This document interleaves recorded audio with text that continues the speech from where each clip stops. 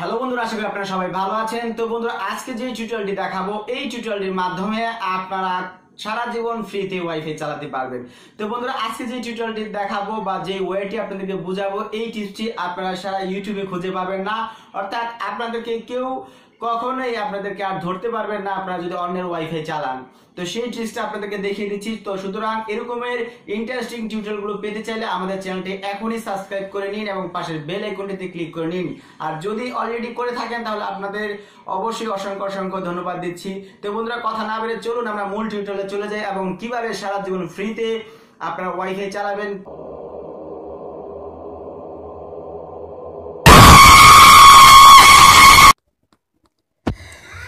তো বন্ধুরা, আমরা স্ক্রিনে চলে আসলাম, আপনাদেরকে প্রমাণস্বরূপ দেখাবো যে কিভাবে আপনারা অ্যাকচুয়ালি যে কারো ওয়াইফাই সারা জীবন চুরি করে চালাবেন, কেউ ধরতে পারবে না।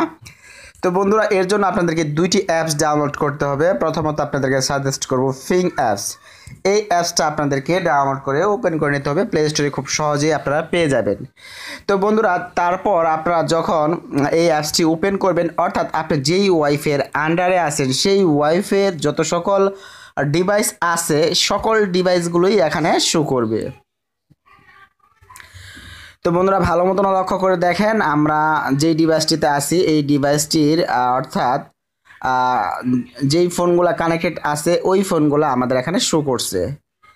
তো বন্ধুরা দেখেন, এখানে দুইটা জিনিস শো আছে। একটা হচ্ছে কি আপনার ওপ্পো ফোন, আর একটা হচ্ছে এলজি ফোন। আর এই এলজি ফোনটাই হচ্ছে আমার এইটা। তো এখন আমরা যদি দেখা গেছে এই এলজির মধ্যে ক্লিক করি, তো আমাদের এলজির যে ম্যাক অ্যাড্রেসটা আছে এটা হচ্ছে ম্যাক অ্যাড্রেস 00 এবং লাস্টে A2। তো আমাদেরকে সবসময় টার্গেট রাখতে হবে যেই রাউটারের মালিক, মানে যে রাউটারের মালিক বা যার ওয়াইফাইটা আমরা চালাচ্ছি তার ফোনটার নাম কি বা সেটা জানতে হবে আমাদেরকে। এরপর ওই ফোনের ম্যাক অ্যাড্রেসটাকে আমাদের কীভাবে চেপে ধরতে হবে। তো যখন আমরা চেপে ধরবো তখন কিন্তু আমাদের এই ম্যাক অ্যাড্রেসটা কপি হয়ে যাবে। তো ধরে নিলাম যে এই ওপ্পো ফোনটার মালিক হচ্ছে আমাদের রাউটারের মালিক। তো এরপর আমাদেরকে কি করতে হবে, আরও একটি অ্যাপস ডাউনলোড করতে হবে, যে অ্যাপসটির নাম হচ্ছে চেঞ্জ মাই ম্যাক। এইটা আমাদেরকে ডাউনলোড এবং ইনস্টল করে নিতে হবে।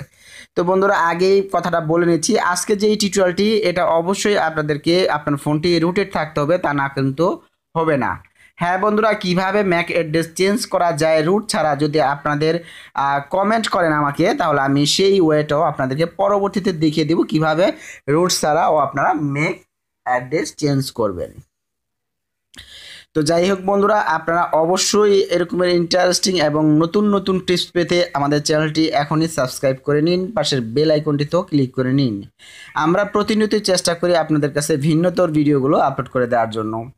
তো বন্ধুরা, সচরাচর আমরা যেই ভিডিওগুলো আপলোড করে থাকি এই ভিডিওগুলো সচরাচর আপনারা অন্যান্য চ্যানেলে খুঁজে পাবেন না। তো যাই হোক বন্ধুরা, বিজি বক্স অ্যাভেল এটা আসলে আপনার ফোনের যে বিজি বক্সটা রুট করার পর ইনস্টল করা হয় সেই বিজি বক্সটার পারমিশন নিয়ে নিচ্ছে।